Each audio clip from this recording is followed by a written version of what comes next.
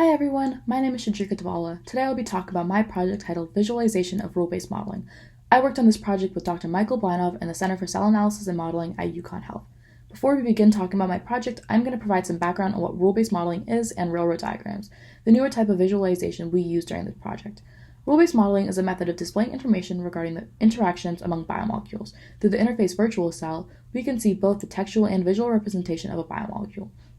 An example you will see used throughout this presentation is the protein EGFR and can be seen below.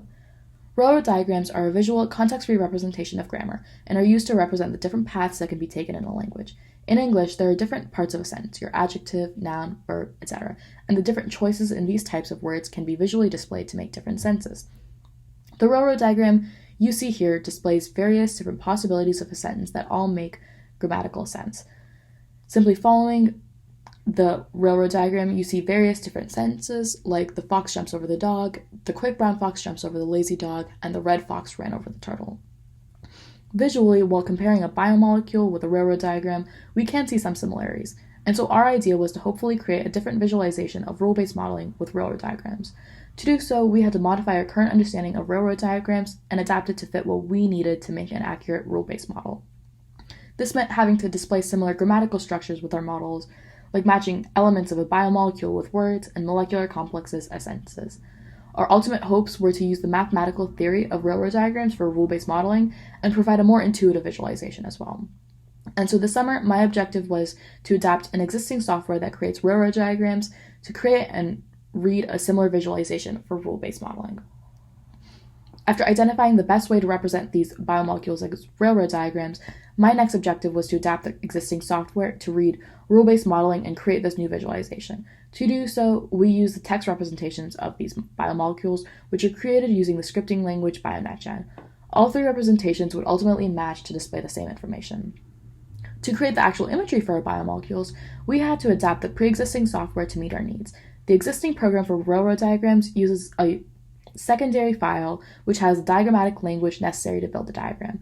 This meant that in order to achieve our goals of reading a BNGL file and outputting the appropriate diagrams in an HTML file, we had to find a way to read through each line of the BNGL file, identify whether the type is a molecule, species, observable, etc., and then read each item in each line to build the diagram depending on the type that it is. For easier customization for the different types of molecules we were hoping to visualize, we had to create a dictionary to store information of base molecules. The three different types of biomolecules that we were able to successfully represent were molecules, species, and observables. Per our definition, molecules could have multiple different sites, and each site could have different states. Visually, we can see three different levels to the molecule, each representing different elements that a molecule has. The first, indicated in blue, is the molecule name. The second level, seen in green, can be established as the different sites that a molecule has. Lastly, the third level, seen in yellow, are the different states that a molecule has. The second type of model that we had to make were species. As we defined it, species are a specific instance of a molecule. This meant that there would be a single choice of state as opposed to multiple. Lastly, the third type of model that we had to make were observables. We know observables are as a possibility for the molecule to have different characteristics and thus visualization. Unlike species, observables can represent having one defined state in the model and all others being undefined.